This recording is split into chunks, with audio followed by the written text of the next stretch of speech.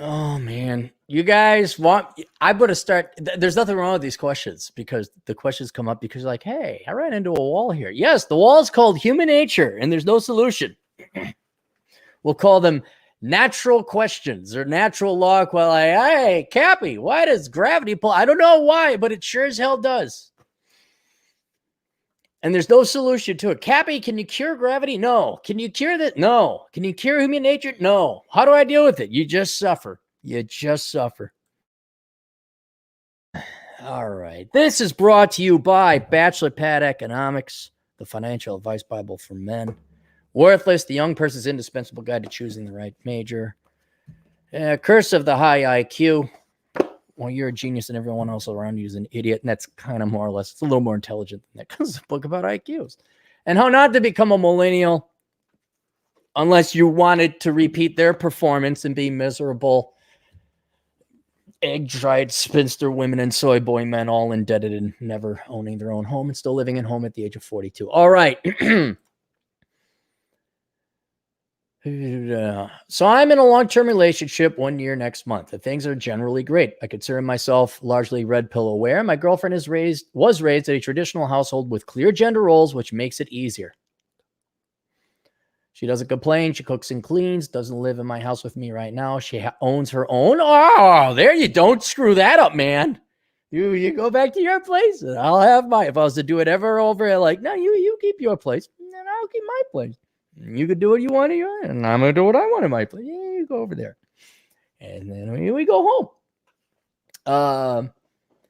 Her body is great and sex is great, but I've noticed my sex drive for her has dropped. I wonder why this was, and I believe it to be my biological natural response for novelty. You nailed it. I'll say it again. Not Jeremy Irons. Ron Jeremy Irons. Ron Jeremy is sick of sex. The beer meister is sick of beer. The pizza taster is sick of pizza.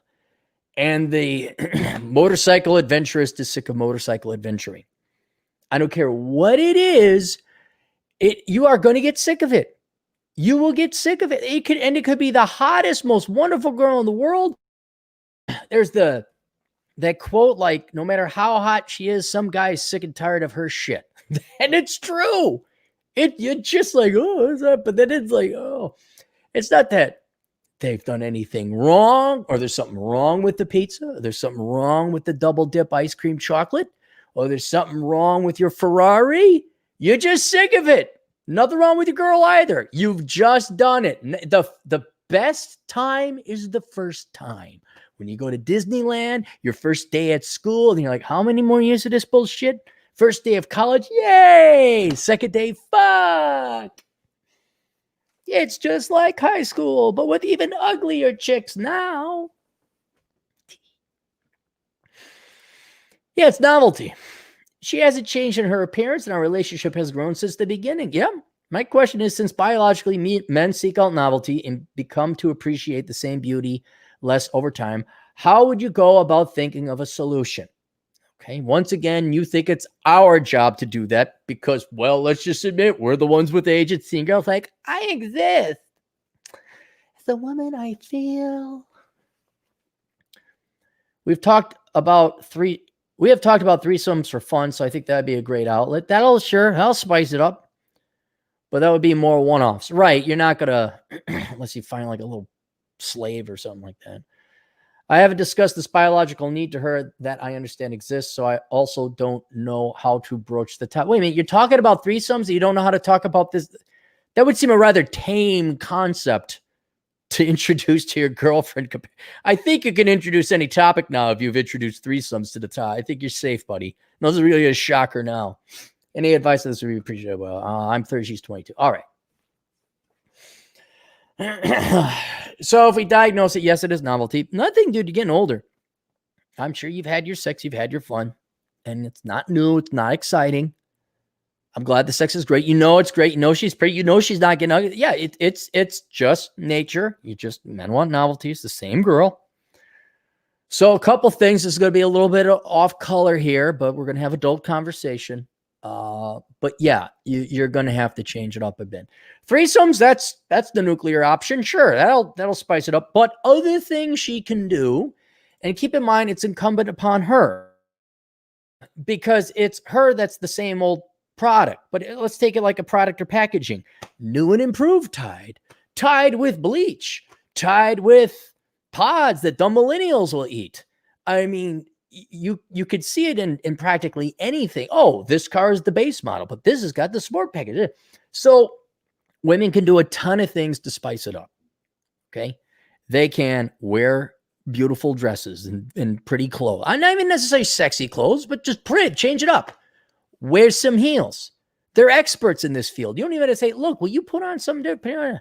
I'm a big fan of lingerie because it's like, hey, put on that sexy outfit, put on that sexy outfit, put on that sexy outfit. All right, Gatey. You know, it's just something different color. It's like painting a car a different color. Like beforehand, it was black with blue racing stripes. Now it's blue with black racing stripes. That's kind of cool. Same car, right? I know we are so far beyond this in the current year, but in the olden days, it would have been a woman's responsibility to keep things spicy a little bit, to change it up a little bit. Like I'm a big fan of redheads. Dye your hair red. Dye your hair blonde, dye your hair brunette, change up your hair color, change up your hairstyle, different nail colors. And now here it's incumbent upon you to pay attention to that stuff. All right.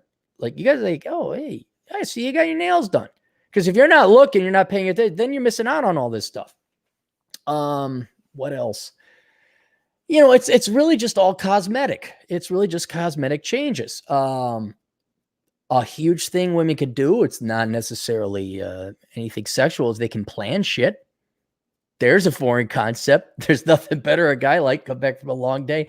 Like going, I got an idea. Oh, really? Oh boy, I love surprise. Who doesn't love surprises? Not speaking necessarily to the sexual attraction you have to it, but oh boy, a surprise. Yeah, that's not going to hurt your sexual libido if the girly girl's got a surprise. Another thing, again, so this is going to be adult conversation. The landing strip, have her craft little different patterns on her landing strip. Have her dye little different things. It's cute. It's fun. Ladies, crotchless lingerie. Sometimes no underwear at all. You're going out, just give them a little show. But see, this is nothing that you do. This is something that they have to do because you want the novelty. You want something different. Go have sex in different places. But ultimately, here's the problem. Yeah, it's the same gal. It's the same gal, and it goes against male nature. You want to bang different gals all the time because that's how you progress. The most effective survival strategy, or not survival, procreation strategy.